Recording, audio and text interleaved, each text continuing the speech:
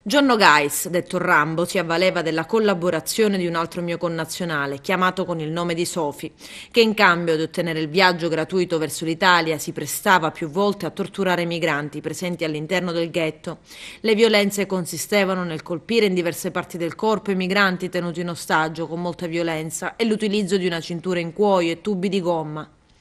Ho visto più volte Sofi utilizzare sui prigionieri due cavi elettrici collegati alla corrente come strumento di tortura.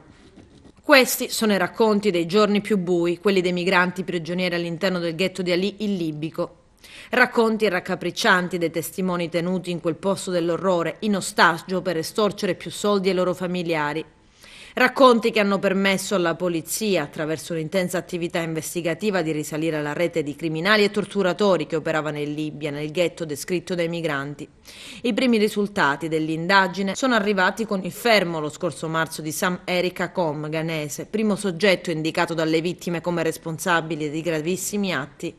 Gli investigatori hanno poi arrestato John Ogais, detto Rambo, nigeriano di 25 anni.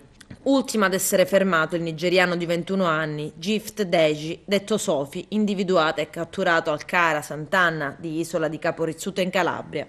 Il fermo è stato emesso dalla DDA di Palermo. L'arresto è stato eseguito dalle squadre mobili di Agrigento e Crotone, coordinate dal Servizio Centrale Operativo di Roma.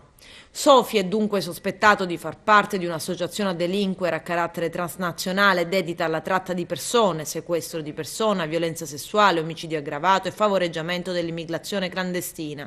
Da prima migrante si sarebbe offerto di entrare a far parte del gruppo di criminali al fine di poter in seguito intraprendere gratuitamente la traversata verso l'Italia.